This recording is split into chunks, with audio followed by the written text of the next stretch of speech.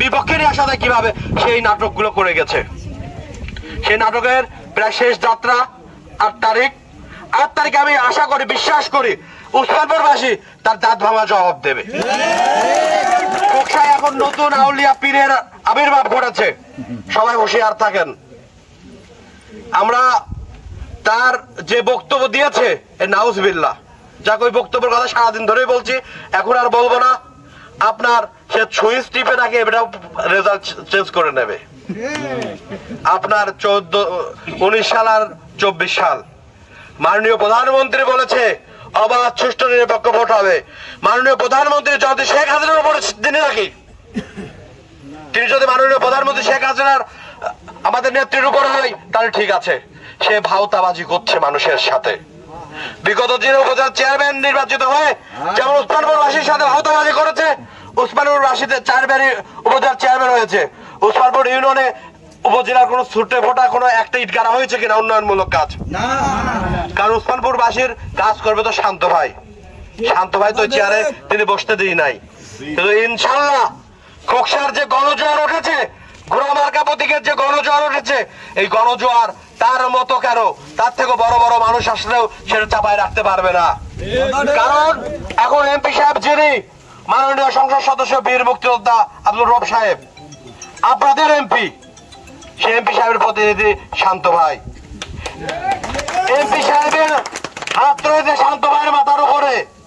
আপনারা যেমন 7 জানুয়ারি নির্বাচনে একটা প্রার্থীকে হলুদ কার্ড দেখিয়ে আপনার রব সাহেবকে জয়যুক্ত করেছেন, এবার আপনাদের লাল কার্ড দেখানোর পালা। একটা লাল কার্ড দেখাবেন, 2টা প্রার্থী মাঠ থেকে উঠে পড়াবে, প্লেয়ার বাড়াবে, প্লেয়ার মাঠ থেকে বেরো যাবে 2টা।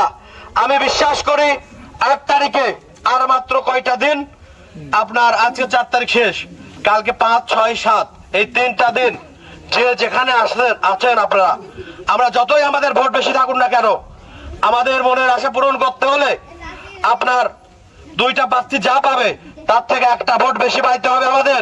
কারণ 19 সালের বেতা আমাদের ঘোষাতে হবে। দিন রাত পরিশ্রম করে আপনারা কাজ করেন, ইনশাল্লাহ এই জয় আপনাদের, এই জয় বয়ে আনবে সাধারণ মানুষের, এই জয় বয়ে আনবে ভ্যান চালক, এই জয় বয়ে আনবে দিন মজুর, এই জয় বয়ে আনবে যারা দিন পরিশ্রম করে কাজ করে তারা। আমি কোনো কথা বলবো না, কারণ উসমানপুরবাসী কারোর দেখে পরোয়া করে না, ভয় পায় না। উসমানপুরের মানুষের প্রতি সবসময় দেখেছি কারোর সাথে মাথা নত করে কথা বলে না।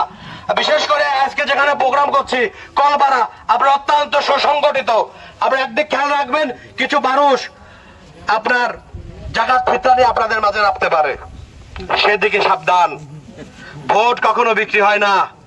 জাকাত ফিতরা হয়তো দেওয়ার জন্য আসবে, কারণ আপনাদের তাচ্ছিল্য করার জন্য আসবে, আপনার কেনার জন্য আসবে, তাকে সেখানেই ধরে বেঁধে রাখবেন।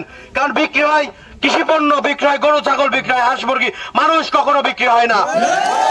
যদি কেউ আসে আমরা তাৎক্ষণিক ভাবে এই খাম্বার সাথে বেঁধে রাখে আমাদের খোঁজ দেবেন, অথবা প্রশাসনের খোঁজ দেবেন, আপনার প্রশাসন তাৎক্ষণিক ভাবে আপনার তার ব্যবস্থা নেবে। অর্থাৎ সেই দিকে খেয়াল রেখে 8 তারিখের বিজয় সবার সাথে ভাগাভাগি করার জন্য আপনার এই কয়টা দিন আপনাদের হাত জোর করে মিনতি করছি, এই জয় আপনাদের হবে ইনশাল্লাহ। বিগত আগামী 5 বছরেও আপনাদের সাথে থাকবো, শান্ত ভাই সাথে থাকবে, আমরা যারা আছি সবাই আপনার সাথে থাকবো, এই কথা রেখে আমার কথা শেষ করছি। ধন্যবাদ সবাইকে।